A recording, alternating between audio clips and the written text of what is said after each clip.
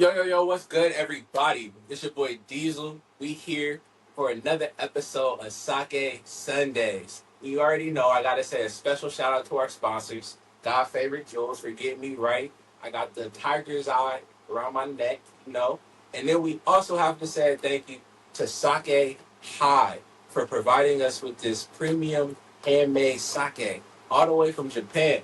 It's your gluten-free, additive-free, and sugar-free alcohol of choice. So if you are health conscious and still try and get that little cheap drink in, they got you covered. And with that, we gonna turn it over to our guest and let him introduce himself. How y'all doing, man? My name is Arjee. I'm here from the Middle East. Making shit happen. Yes, sir. Love to see it. Love to see it. Oh, like you said, he's an artist making music. Tell people about what they need to go check out. What's your last drop? And my latest drop is a song called Hit and Run. We got a little visualizer on YouTube as well. Y'all definitely go check it out. It's high energy, good vibes. Like very versatile. I feel like anybody can really listen to it and fuck with it. What was your inspiration behind it? Honest, like the name says, man, Hit and Run. It's like I feel like when I made that song, I passed the time where I like moved on from like my ex and like all that bullshit. I got to a point this fucking. So the hell hit and run, you good? Nah, I was just something to hit and run. We also hit and run shit. No, I feel it. Yes, I did. Oh, is it the song where you talking your shit? Oh, we talk our shit. Definitely. I said in the verse, little shawty with a nose ring. Got her jumping out of nosebleeds. She don't even really know me, but she talking to me like I'm holy. I'm just trying to get my VBs, but really I'm just getting lonely. In my bed, you cannot reach me. Now my new bitch saying don't leave. I remember seeing the clip on social media. Yeah, I'll be posting it. Yeah. I appreciate it. Hell yeah. No, for sure. And I also remember just seeing the content, like the slow pan-ins. Mm-hmm. You feel me? Yep. It grabbed people's attention. Definitely, yeah. Always trying to do some like good atmosphere, like song that people didn't really see before, and then have that slow so it's just like makes everything look cinematic. No, yeah. Makes everything look like really just clean. But when it comes to doing content for your music, how do you like pick what song you're gonna run with, like for now? I don't really have a schedule, so I kind of just like post whatever I make. Like I'll make some, listen to it a bunch of times, like to the point that I'm almost sick of it, and then just post that one. Because like I don't really be having a lot of shit in the vault. I don't really be having a lot of unreleased stuff that like I just keep doing for like a project or whatever. So like whenever I make something new that I really fuck with, I'll be like, okay, this song I'm gonna promote it. I'm gonna make this type of videos for it. I'm gonna do this type of thing for it, and then just drop it like a single thing. That's how I go about it most of the time. For sure. What's your favorite like part of the creative process for your music? My favorite part, to be honest, it gotta be like just the recording part itself, which I feel like a lot of people kind of take for granted. Like, in a way, you know what I'm saying? Because like sometimes you'll have like that one part that you just can't get right. Yeah. You'll be in the studio just point the game and take after take and just don't sound right. But I kind of have like appreciation to that. Oh yeah, that's kind of like try different exactly things. It makes you work for it. It makes you like really work for that song. I feel like the harder it is to make that song, the better the song will probably come out to be. I feel that. It's almost like the art itself is like making you work for it. It's like okay, it's like growing. It's like working out. It's like in order to hit that PR, like you can't get this set off because you're not strong enough yet. But once you do enough reps, you build that muscle. Right. Now you're proud. This is my best. Yep. But then you also have songs that like first take, water. You just get it right, bro. Like, that shit is. Oh my god, that shit is perfect. When you just get it right on the first song. I remember where I like would always go in to record a song. Like I never go into the song like first take. I'm getting you feel me? Right. But one thing I started to do the more I was just like getting used to recording was recording a bunch of takes. Mm-hmm. And so even if I got it right or I spit the whole thing, I wouldn't even listen back. You feel me? I would just record at least 4 takes that were clean and then pick the best one. And then it got to a point, bro, where sometimes the best one was the first one. Right. And once that started to happen, I was just like, I got to start doing this different.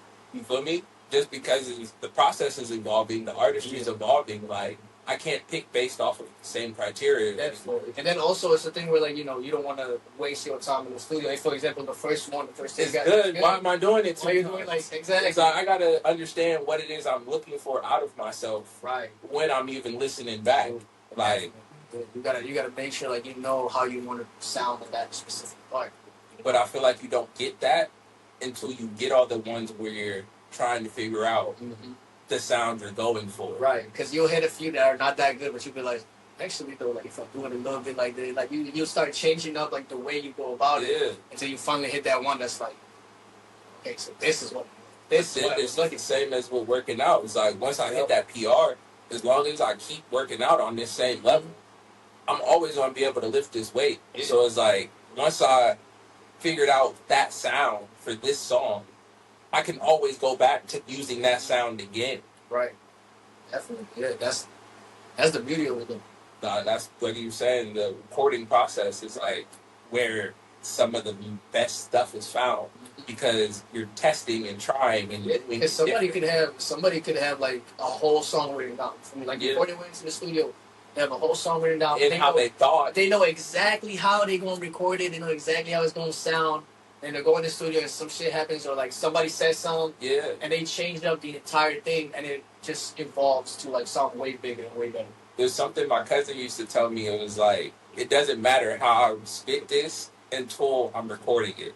He was like, even when I write a song, it's like I can only write a song, especially at the point he is now, where it's like we used to write songs for a day, 2 days before I say it out loud. He was like, he doesn't even get so far in his writing process until he hears it, because he's like, what I'm saying right now might sound completely different once I'm in the booth with the headphones on. It's a whole nother vibe with the beat in my head. Story. Like, and so it just speaks to, as an artist, not getting pigeonholed into an expectation once you get in that recording booth. That's when it matters. It's like, this is where the artistry is. You get to play. This is your paint. This is your canvas. Right. You feel me? 100%. So why just make the same stick letter drawing that you've been making instead of trying to figure out what can you add to your art to become Picasso today? Exactly. Like, become Picasso today. You know, and I say today because with recording music, you can record 50 songs, you feel me, and have 5 different masterpieces, and none of them sound exactly the same. Right. So Picasso today is like, this Picasso piece isn't going to sound like. Right. Picasso today, but don't tomorrow. Exactly. We just aiming for the greats and thinking outside of music as a sound source, but as painting a whole picture of artistry. And that's what it is. At the end of the day, that's really what it is. Is that as an artist, you're taking life experiences, turning it into words like a writer. Yeah. But then you're adding music and harmonies. Like, I feel like there's one thing that the music artists have that I feel like other certain types of artists don't really have, which is you bring the emotion in a way that any person will relate to differently, right? Because it's not only the lyrics, it's not only the flow, it's not only your voice. It's literally like the decibels, like the certain notes that you can hit. Because like with singers, right? Because like people will literally hear a certain melody. Doesn't matter what that melody is, but they will already get like, connect to it in a certain. They will already get like a very specific vibe from it. Yeah, that has an emotional attachment to their whole experience of listening to that song can be based on that. Yeah. And I feel like that's something that in a lot of other forms of art doesn't really come through. It comes through in other ways, right? But I feel like that's something that only with music you can really do. Like the song can just start 5 seconds into the song and somebody's already like getting emotional. That is insane to think about. Who are some of your like favorite artists or people who like have served something up that hits you in a way that made that hit you like that type shit? I like the little segment. I like the little segment to it. I would say definitely like X was a big inspiration when I first started out. Right now I'm kind of more gravitating towards like Don Toliver, Ghana. I do really fuck with like Anderson .Paak and Tame Impala. I used to fuck with. But yeah, I don't know. I always kind of appreciated like the flows and the way that people play with their voice more than like the lyrics themselves. Yeah. You know, Like the way that, for example, Tame Impala, like the way he does his voice in every single song is so unique. Like it catches your ear in such a way that like I don't even give a fuck what homie's saying. Like I don't even care what homie's saying. Like I can just listen to it all day, and that's like I feel like that's the thing that I'm mostly connected. For sure. Um, I was just talking to somebody yesterday about Meta. Actually, it was a Chinese artist, bro, and he was like, "I'm trying to make a track, Okay, Chinese." Chinese trap. It probably exists though, right? And no, it's definitely a thing, Right. but he was like, "I want to make it bigger and more well known." It's Okay. like, and was sitting there talking to him, the artist Jin, he's a rapper. That was this Chinese rapper from like the thousands, like early 2000s. And so it's like, that was my first understanding of Chinese rap. You feel me? And then there was like 2017, 2016, there were a couple of videos that went viral of this dude. But outside of that, I don't know what Chinese trap is like right now. Right. You feel me? Exactly. So it's like, yeah, it exists, but there's still a lane for him to make it bigger. But he was talking about Gunna, bro, and he was like, I want to, like, when you think about, like, trap, you think of Gunna. And if you think of trap artists, he's one trap artist who has certain melodies in it that have Chinese, like, origin or something. Right. Nah, he definitely does. He has a lot of his fucking melodies, especially like his older albums. They're like 80s. I was like, okay, yeah, I I'm excited to hear some fucking Chinese trap. I don't know about that. I said, come to the studio. I'm They send the beat pack. I'm trying to Yeah. get I love harmony. I'm gonna look up some Chinese trap when I get home. Trying to have a little. Oh, shit. for sure. Support him up. Cheers, man. Salute. What you think? Shit tastes good. I like being. It's kind of simple, but it's nice. No, it's like smooth, mild, easy to drink. Mm-hmm. Yeah, It's good. nice little liquor. But, what's your like process like when it comes to making music? It's kind of different every time, but like most of the time, what would happen is like when I'm driving or like when I'm just chilling or doing anything really, I'll just start having like a flow in my mind. Just out of nowhere, like I'll just start singing to myself, start having the flow. So that I turn everything down. Like if I'm in the car, I'll turn all the music down, shut everything out, put out my phone, put out the voice memos, record that shit real quick, get home, write it, record it in the actual studio, and then send it out to like a producer or whatnot. So do you pick your like cadence and melody outside of the beat, and then you find something to go with it, or you produce around it? Yeah, and then I have a homie from Israel who produces. He produced most of my latest jobs. So I work with him a lot, or I just find somebody else, or I just find a beat around it. But yeah, usually I just sing it to myself, right? Record like the voice memo, get home, find out the BPM that fits for it, and then also like the key. Record it, mix it a little bit so it's like nice, Right. and send it out to a producer to make a beat on it. Something he just said is something that I want every person who records music, especially if you're an artist recording yourself at home, to dial in on. He said, BPM and key. As someone who considers himself an audio engineer, I can tell you that for the first 2-3 years of my journey, the glue just was not there on a lot of stuff. Right. Whereas like my delays, I remember sitting there for an hour with homie, just trying to get the reverb and the delay to sound right. Cause it was on, but it didn't, and like the timing just didn't hit right. Once you set the BPM to your project, all of your other effects will sync up to the BPM of the beat, so you don't have to worry about the timing on your reverbs and your delays and stuff like that. It all just falls in line. And if you set the key of the beat, any type of tuning or pitch correction that you use is automatically going to be in time and cadence for the beat. Because one, it's changing what you were doing with the harmonics of your voice. And then two, it'll change the timing of your pronunciation to match up the pitch shift that's happening. So you can add auto tune or pitch correction and put it out of tune and put it out of pitch for the song. So it just automatically sounds better. I'm sorry that it was kind of long winded. I'll It's, bring it it's back the truth in. though. It's the truth though. It's It's so 100%. If you are recording music, the very first two things you need to do when you're getting ready to record vocals is set the BPM and the key of the beat. It will automatically make everything 50% easier and sound better. And also, if you then sending it out to a producer, he'll make their job easy.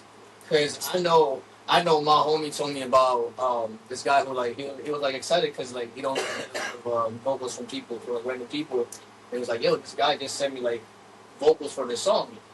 Cool, bet. And he sent it to him, and he had like the BPM named on it, right? Yeah. It was wrong. It was not on the BPM. Yeah. Let's say the BPM was actually like 135. His vocals was on like 140. So it wasn't like a big difference, but you can hear like when it plays out, you can hear after a while that like he starts getting way off, like way off, and it was like, and then you gotta fix it, but you can't really fix it without it sounding different. Right. Yeah. It was a whole ass thing. No, it's definitely something that once I learned it, I was just like, oh wow. So this is what's been wrong. You feel me, bro? So this is what was wrong. Yep. Like, it's something so subtle, especially if you just have reverb on, and it's like, it sounds empty or it just sounds muddy. Like, yeah, because it doesn't sound the way you want it to. It just doesn't sound clean. Right. But you don't know it doesn't sound clean because you don't know the difference between off and on. It's like when you turn it on, and then you're like, "Oh shit, bro, that sounds so much better." This is how it's supposed to sound, bro. It reminds me of when I got my first lens. Yeah, give my whole ass haircut. You know what I mean? Oh, you know what I'm saying? Special shout out to the Buddha Teapot. You can find this at our gallery store over in Santa Monica. Shout out, Buddha. And then, like he said, we took the top off. Oh, whole ass new haircut. This is actually, when I first saw these, I was like, what?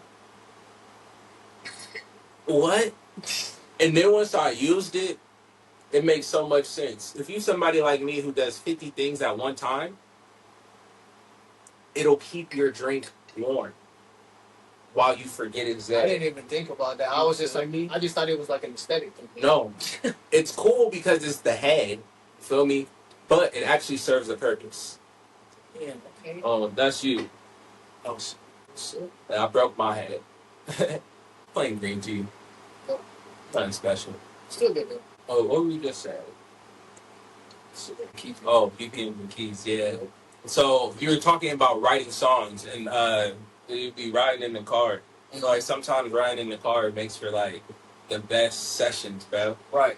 It's like, I don't know, you just think in a different zone. Right, because your mind just kind of shuts off. I feel like you don't really think about it as much. Yeah. You know, and I feel like that's where like the full-on artistry of it comes out. Because you don't sit there like, oh, I should do it like this because this is what's like trending, or I should do it like this because this is why it sound good. You just kind of go with it. Because you can't really think too much because your mind is right. You can't be too driving focused. For real on the road. Right. You feel me? You can't be too focused on like the song itself. And then if it's a nice day, like. Usually it'll be nighttime, bro. Like either sunset or like a late night drive. You usually be like this, bro. Cigarette out the window. You feel me? Like he getting in the box right now. Music blasting, bro. My music be blasting. And I'll just start like humming songs to myself. As soon as I hear it, I'll be like, turn the fuck off. Get out of like the ways of the Google Maps, whatever the fuck. Open the voice memo, start just singing it. Done. Okay, cool. Wait like 30 minutes to get home. Start recording it. Like that's how the process would be. The fact that you remember to go back to your memos, bro. Bro, I had so many, bro. I'm not even gonna lie. I feel like, and that's crazy as an artist, I feel like I have more voice memos than notes. The thing is, it's not crazy. It's just the fact that you actually go back to it. You feel me? It's like, I have them. I just forget about them. I feel it's like, by the time I get ready to like get in the booth, I get so excited because I didn't write it. So it's like, bet I'll start recording part of it, and I don't listen to all of them. or all of it. You feel me? Like, just take the first part I remember and start recording that. Like, Nah, I feel it. Nah, I'll be just like that's the first thing I do because like I record at home. So like I haven't been, to be honest, never in my life have I actually recorded in a professional studio. Only recorded at home. So when I get home, like my first thing is like, okay, I got this voice memo. As soon as I get home, like, as soon as I get in the house, go in my room. I don't give a fuck what I'm doing. I don't give a fuck if I'm like, oh, sleepy from work, but I'm not even going to shower. Fuck that shit. I just go straight in the room, open up fucking FL Studio, look up at my fucking voice memo, listen to it, see the BPM, see that, just record it, and then get it done. After that, I'll do my shit. But like, sure. that's really how I do it every time because I don't want to forget. Nah, 100, bro. You making me feel like I need to go through. I know if I go through my memos, this is another. You're gonna find some crazy shit. Usually, if I'm doing a memo like that, it's because I found a beat already. Mm. And I'll lose the beat sometime. That should be discouraging. Nah, you know what really be discouraging? When the beat gets sold. If you find like a YouTube beat, that shit gets sold. Bro, listen, I had this song, man. To this day, one of my favorite songs still. My cousin liked it so much, he offered to buy. He was like, yo, you buy the beat? Right. And I was like, not yet. And he was like, I'll buy it for you. Oh, Pride, man. It's cool, you feel me? he was like, nah. I'm going to get to it. Finally, bruh, got my bread. It was so... Bro, this is a song I played. Like I said, I just played it. Like, yo, I just recorded this. Doom. We just chilling. The song gets towards the end. He's like, yo, this is hard. Like, I like that a lot. Like, by the beat, he makes music too. You feel me? So he know like. And I was like, you buy the beat? And I was like, no, not yet. He was like, what? Why not? And I'm like, I'm gonna get around to it type shit. And he was like, word? Nah, bro. Like, if you want, I got it. And I was like, it's cool. Yeah. Bruh, not even, I don't even want to say 3 months. I know for a fact it was less than 6 months. I want to say within 3 months back, I am gone. Damn. That's tough. That is so tough. God. Like you said, that's pride. Pride. I learned. I definitely learned. That was my lesson right there. And right then and there, as soon as I logged on to the website and I scrolled down and it said sold, I was like, I got it my own way. Mm-hmm. And if somebody else bought it that quick, that's because bro, you know how many other beats was still in the store available? Oh, You feel me? Oh, So it's like, out of all the songs that was available, this is the one that's gone, and these are still there. That's how it be though, bro. Like, this is my thing, right? Because, and I feel like every artist can really relate to that. If you get a YouTube beat, right? Like, if you find a YouTube beat, you fuck with it, you really fuck with it. You thinking it's your best song, doesn't matter, right? No matter what, you're not going to straight up purchase it. You know what I mean? Because it's the thing where, like, I feel like every artist, or most artists at least, will realize that even if you really fuck with a beat, right? Even if you already wrote something down, until, like we said earlier, until you actually record on it and, like, have a final version on it, you won't know how good it's actually going to come out to be, right? So I feel like buying a beat before you even try recording anything on it is just, it's not smart. Right. And that's kind of how I feel now. Because right. At first, bro, I have beats that I bought. I haven't even put a song on. Exactly. You feel me? And so, after I bought, like, at first it was just, I'm going to take myself serious. Mm-hmm. You feel me? And this was before, I feel old. So, homie, I was just talking to DJ Flicks, bro. And I asked him, BeatStars, right? Right. Bro, now, I remember being on the subscriber list for BeatStars for when it would drop, bro. You feel me? That's cool. I remember before BeatStars was like a thing, and like leases on beats, and like, you feel me? Like, people didn't understand how they should lease a beat, right. how to rent a beat, how to buy a beat, like, and so like when niggas said you buy the beat, like, we had just got the concept of we could get the exclusive rights to stuff contractually. Like, bro, I sent the contract and he signed it type shit. You feel me? Like, niggas feeling like, we still sitting in our bedroom. Well, you feel me? Niggas feel like I'm in the office with it, bro. I got the contract. It says exclusive rights, man. Like, it got my name at the bottom. Like, real and artist. Like, and so, at first, bro, I would buy beats just because I wanted that feeling. Right. I was feeling like the professional, like, oh, I just got this lease, right? Like, I just got this contract. Type shit. And man, after 2 years of making sure I was handling business, I realized that I had at least 5 beats that I didn't even have songs for. And I realized what you just said. I'm not going to go out of my way to make sure I spend money on this Right. before knowing I'm even going to have a finished product. Exactly. But that's also, but the problem with that is that, for example, right now I got like this one song that I'm really fuck with that I need to drop that it is from like a YouTube, right? But since I still didn't purchase it, almost every day I'll be looking at that YouTube channel and be like, please don't be sold. Every day I'll be like, bro, let me just make sure you're not sold. Because I know that if it is, that shit just get home. Because technically you can like get another beat done that will fit the song or find another one, but it's not the same. What you got to do, bro, is just put a trigger. It's not the same. You got to put, how much is it? Oh, bro, I'm about to get into this is another thing I started doing is like if I kind of fuck with a song and I see that they have a lease up for just like the MP3, I'll just do that real quick, Right. bro. Like the 15, like yeah. The MP3, yeah. Right nowadays, what I usually see is like the MP3 is like either 20 or 30, and then the waves will be like 56. Yeah, and I feel like that's something too. Like I was saying, there was no standard. Niggas was just out here, bro, naming and claiming stuff. I feel like there's a decent standard now for, Right. You feel me? Or you Yeah, can get beats for $50. The some that I've been starting to do actually is like if for example I find a beat that I really fuck with, and even like the producer itself is somebody that I fuck with their style, this that it's not just one beat that I fuck Yeah, with.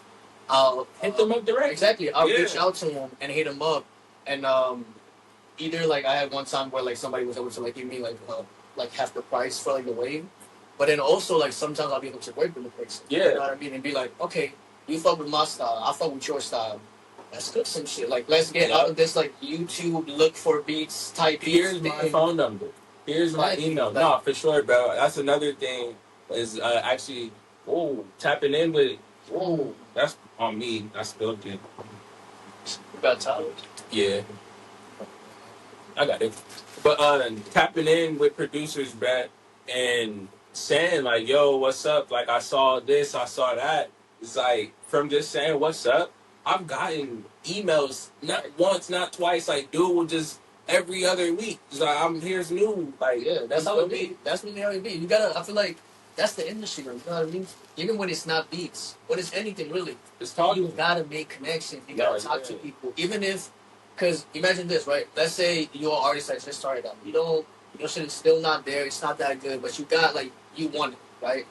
If you reach out to a bigger artist, even if he tells you like, look, you're not gonna work right now, maybe in the future, this and that, you still made some sort of connection. Because that same artist, when you see make it, he will be like, wait, I know this nigga. Like, right. I know from when who this is exactly. Go look back, like, oh yeah. And then that look back of seeing like, damn, a year ago I wasn't fucking with him, and now he's this. Like, damn, it shows a lot. It's a lot more respect to what you make. No, for you know what I mean? So I feel like it's a artist or showing. Exactly. Always reaching out, trying to make new connects. Even if even like if you see like a big artist and you're like, ain't no way this one gonna hit. Like he would not fuck with my shit or the lousy.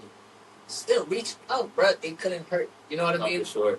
I will say, you always want to reach out, and at social media has made it so easy to just be able to talk to people, or at least see people who are in places you aspire to be. But I'll tell you what I feel like the problem. I feel like a lot of artists, especially like the underground artists, a lot of people trying to be like this person that like nobody can reach. You know what I'm saying? Like that person that don't need to ask for help. He got his own shit figured out. Like I don't need nobody. I don't need no shit. And I feel like that's such like a wrong mindset. You know? Because at the end of the day, if you like that towards your audience, for example, like let's say somebody just gained like some followers, some fans, and they hit him up, and he's just like, I don't want to talk to you. I don't give a fuck about y'all. Like you wouldn't be here without these all fuck. Sure. You know what I mean? I just saw Wayne in concert the other night. Not personally, but he was right on social media. I just saw Wayne in concert the other night. I wasn't even there. But he took a second to say to all his fans, he said 3 things. And within all of those 3 things, he included that he wouldn't be shit without you, meaning the fans. And he was like, I'm everything I am because y'all rock with me. And so it's like, as an artist, you always have to remember, like, it's not you, it's the people who chose you. Right. Exactly. That's how it really be, and I feel like a lot of people don't really like. A lot of people trying to be like that mysterious, like nonchalant, like artist that like, I'm him, I'm the shit. Like, but it's like you're not him yet. You feel me? Like you could be. You're not him yet. Show some respect to like the people who fuck with you and who got you where you at right now. Oh, You know what I mean? But I feel like at the same time, you do have to have some air of that about Right. you in order to just maintain your own confidence. You feel me? Right. Now you definitely like, don't nobody give a fuck about indie artists. Mhm. Bruh, I've literally been in venues where they're hosting events and they like say, "Oh, don't nobody care about music," or like people are coming here for that. And it's guess it's not even necessarily in the sense of like the artist, but they're trying to sell their venue. Mhm. They don't Right. care about your song, bro. How Right. many people are buying drinks here with you? Like, Type shit. But this also the thing. Like, yeah, you still gotta have pride in your shit. And you gotta be a little confident, right? 100%. But I feel like there's like a confidence and cocky is different. You gotta well, be I would say unfalteringly confident. right. But I would say I feel like in this industry, They respond to the cocky nigga. not only that, but being a little bit cocky does help. It does like People want to know why. exactly. You know what I'm saying? Having that Because like you edge. said, you were 100% right. There is a big difference between being confident and like prideful with shit and being cocky. But I feel like sometimes like a little bit of cockiness. Gotta throw it in there. Just gotta spice it a little bit. You're like, I'm low key the shit, regardless of whether you know it. Exactly. Nice shit. People gonna react to that. You feel me? Here, shout to that. Cheers to that. Let's not What was I about to say? Splash of cockiness. splash. What's your favorite thing about being out here in Cali? Everything about it. I feel like definitely not the prices, but Silly. I would say I feel like kind of like the energy. Like not necessarily the people because there are some trash people, but there are some really cool people. Just the general energy, where like you can go out to like a bar or a club, and almost everybody is somehow connected to something big. You know, I feel like I've been around a few places like around the world, like Europe and all sorts, but I feel like no place really has that as much as I've seen in California, right? Where like you can literally be walking down the street, 10 people will walk past you. One of them has a fucking name. One of them has a studio. One of them is a painter. Like you know what I mean? Like it's kind of crazy, like how much creativity there is flowing like in that. I feel like that's probably like the biggest thing. It's definitely like nice to see as a creative or someone who like aspires to get into. I would say creative is like you say painter. It's like it's fields that people don't deem as mundane or normal. Right. You feel me? And so being in a space where there are a lot of other people like that, it just reminds you, like, okay, I'm not a weirdo. Like, Yeah, it's I'm not crazy. I feel like it's that, but it also kind of like motivates you. No, And it can motivate you from a few different angles, right? It can be from an angle of like, oh, all these people are doing it, that means I can too. Yeah. Or from a competitive angle of like, this all the competition. Shit. Yeah. I got so much competition. Let me get cooking. Like, let me get on my shit. Yeah. I feel like everything out here, like you can really be doing anything. Or even just from a learning perspective. Right. It's like I remember when I first started doing the media for Sound to You Live and just being in. Have you been in the venue? I haven't been in the venue because I wasn't 21 back then. Oh. I done tried to perform with them so many times when I was back here last time. Bro, you should hit them up now. Yeah, hit them up now. They're still doing it, and now they have 2 spaces. Because at first they were in the boiler room. And so what I was going to say is, like, that space was very intimate. And seeing the different performers and, like, my mindset for the type of energy to bring to the space, and then seeing what people were doing in the space, I was like, all right, bet. I need to incorporate this, and this into my performances. Yep. You feel me? So it's like, even though people are working in the similar, like, fields and aspects, you don't have to look at it as competition. You can just look at it as lessons. Like, all right, they're doing this successfully. I'm going ahead and put that in my bag, too. Mm-hmm. No, definitely. That's what I'm saying. Like, you can really take it in. You know what I mean? Like, anybody can really find their own shit out here. Like, yeah. at the end of the day, no matter how you look at it, it's some sort of inspiration. It will inspire and motivate you to, if you let it.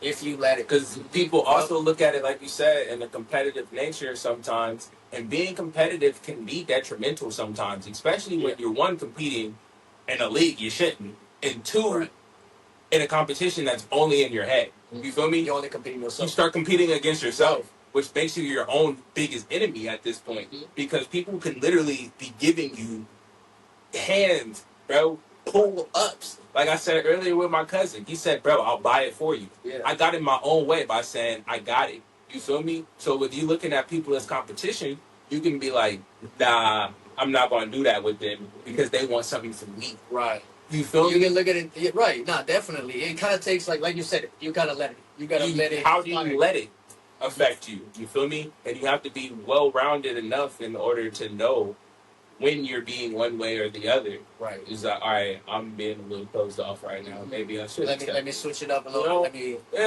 Type Hey. Definitely. But that just takes time, I feel like. It does. I feel like it takes care of it.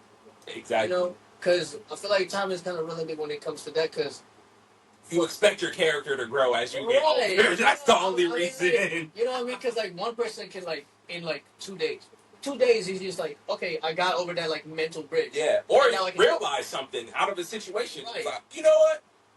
And adjust. Exactly. Somebody might take a whole year and other things. These somebody might not even know more. Somebody might not even change at all. That part. I was about to say it might take a year where they realize 5 people don't talk to me anymore. I no longer go here and I don't see them, and it all started with this.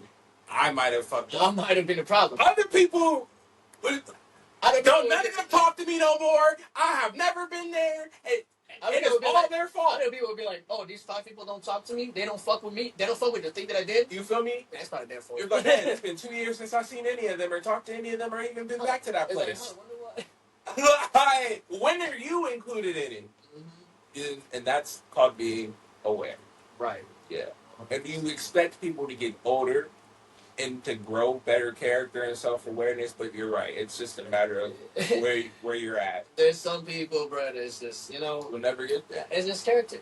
Yeah. You know? But it is what it is. Here's a shot to them. Last time you was trying to get me to pour more. That was last time. All right, we can slow it down. And, I'm about to say, we're doing some 8%. You want to like take a little break while we charge it? Or maybe I'll see if possible. We can stop it. Here, let's wait till it gets to like 5. And then we just ask like 2 more questions. Okay. How long has it been going? Oh, bro, we've been going for 40 minutes. I do want to talk more music, though. Yeah. What's your favorite project that you put out today? Today I only have one project out. Oh, for real? Yeah. I only have one project out. It's called Fantasy Avenue. It's just a small 5-song EP. Well, I meant just songs in general, because even singles count as a okay. I thought no. Okay. Just a piece of something, you feel me? Right. Yeah. Okay, you only got one song out? No. I was like, hold on, bro. Because I'm like, when I hear a project, I'm like... I got you. You know, I'm thinking like mixtape, album. In my mind, a song can be a project if that's the only thing that went with that. I would say, in the sense of like, my favorite song that I've made would be Hit and Run, but if I want to go, say, like, project, then I would say my song Don't Stress. Just because that entire process was just my favorite experience that I had with music. Because from start to finish, it was just me and my best friend since, like, elementary school, right? Like, I first had that melody, like I said, like, it just came out, recorded it, sent it to him, went over to his house, made the beat together, went back to my house, recorded the song, and then we wanted to get a music video for it done. We didn't. But so we took the iPhone and we went, you remember that video with the couch? Yeah. Took that with the iPhone. Went outside there. We was driving around for like 3 days just filming shit with the iPhone and made a whole music video. Like he filmed it. I learned how to edit it real quick. He helped me edit it. And then also with the whole promotional part, like we did that whole thing together. So it was just the making of that whole song and like the entire thing, really, not just the song itself, was just such like a fun experience to just be you and like your best friend since you was like 12. Yeah. Just do everything. You know, just do everything from start to finish. Have that song done. Yeah. Oh, you hear that, guys? He just said him and his best friend. He recorded the voice note in his phone, sent it to him. He produced the beat around it. They recorded the song at his house. Neither one of them were that versed in music videos or music video editing. Yet they devoted 3 days to drive around and just shoot content and produce a music video for it off the iPhone. I said all of this to say the process starts where you are and when you do. Craziest thing was that was also the first song that I ever mixed and mastered. So like it was like literally we was like learning everything as we went. I feel like definitely like what you said, like for other people it's like I feel like a lot of people it's really hard to get into the industry because you know as soon as you want to get some shit done, right, like a music video, you want to get like a mix done or whatever the fuck, and you start hearing a lot of talk about money. Yeah. You know, you start hearing like, oh, for this music video it's this much. It's this gotta be your budget. Oh, for a session it's this much. And I feel like it kind of takes away like people gotta realize like obviously if you go and pay like big people for a session and mix and master, You're going to expect something good. Right, it will sound professional. And not always. It won't always be good, though. Right. It will sound professional, right? But at the end of the day, you can still do things with no budget. And you you know? get a professional sound. Exactly. Yeah. And I feel like a lot of people kind of stop themselves from even trying. Yeah. Because all they hear all day is like numbers. And this is 100, and this is 200, and this is 5,000. I'll say to go along with that, I feel like being in California might do a lot of people a disservice with the fact that the entertainment industry is so big out here and there are so many people who are playing in it, where you'll have people who will offer things and not be able to come through. And then you have people who are looking at the people who have the budgets. Right. And then you have the fast pace of just wanting stuff to be good and to be done. Where you know if someone is soliciting something for a certain price, you're going to expect it to be on a certain level. Right. But also with that, you have people who know that they can charge certain things for it, and that's where they start at. So it's like every videographer I've reached out to, their starting price is at least a band. Right, because I feel like it really like hits off on like the big fish, little fish thing, right? Because like you can have, let's say, like there's a videographer that would fuck with, I want to work with him, right? And he has me, who's offering no money, but just a really fucking good song, like really good, like he doesn't 100%, care about the song. Like 100% is gonna blow up. But then he got another fool with like the most trash song you ever heard. But he's willing to pay. But he's willing to pay like 10K. No, for sure. But I'll also say this: being someone who has solicited my services, it didn't matter the price. Right. It mattered how serious the person was about getting the project done. Mm-hmm. And you can't really determine that as the person offering the service. All you can do is put yourself in the way of people who are serious. Right. Yeah. And usually if someone is serious about it, you can tell because they're willing to put their money behind it. Not to say that people who don't have the money to put behind it aren't serious, but even for myself, it's like the first time I got my videos recorded, I was blessed. My homie did it. He was in school for videography. And he just knew I was in school too. Yeah. So he did it for nothing, pretty much. And then the next one I worked with, he was just a good guy. Yeah. He charged me like $650 for the video, right? And it was good. Yeah. You feel me? So no shit. I don't know. I really can't really speak to that part of it. It's like most of my video experiences, I've been blessed. I don't have video experience. You know what I mean? Like I've never.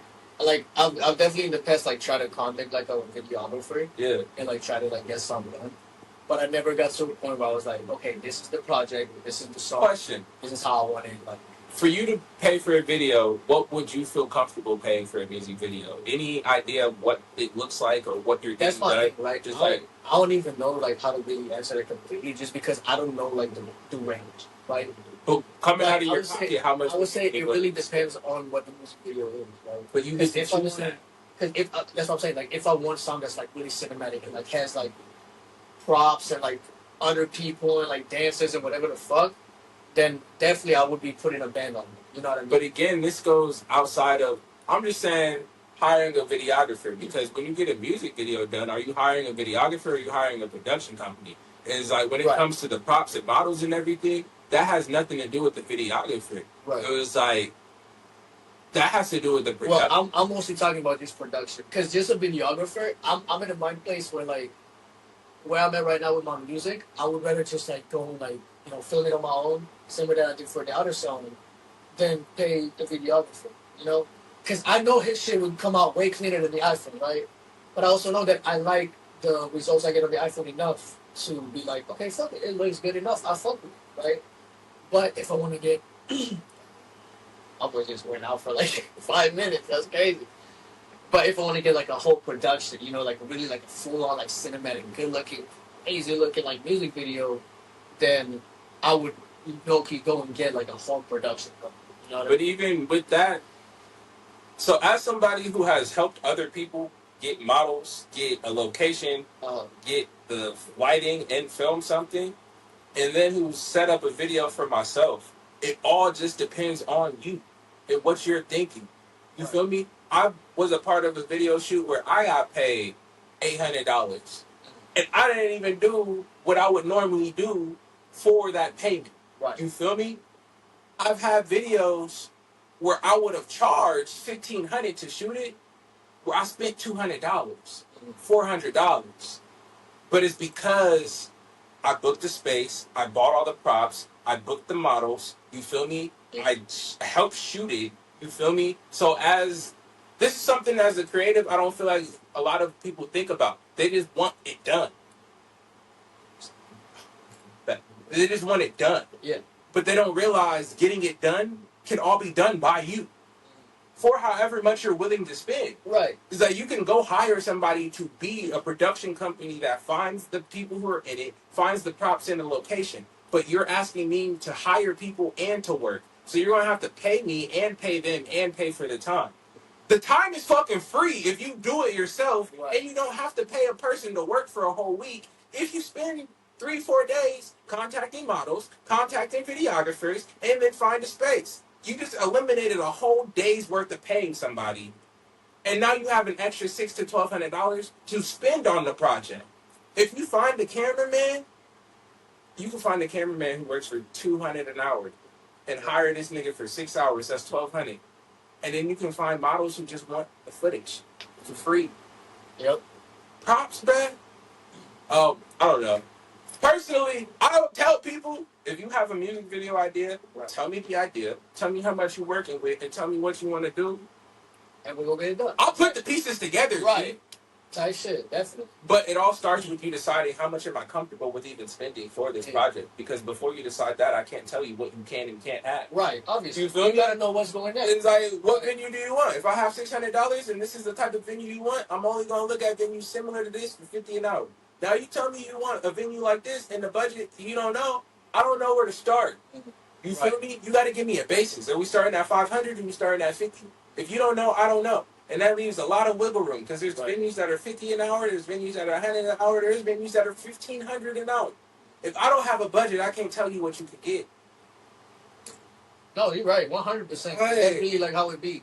But I feel like it also comes down to like, I feel like a lot of time like people don't really know what like.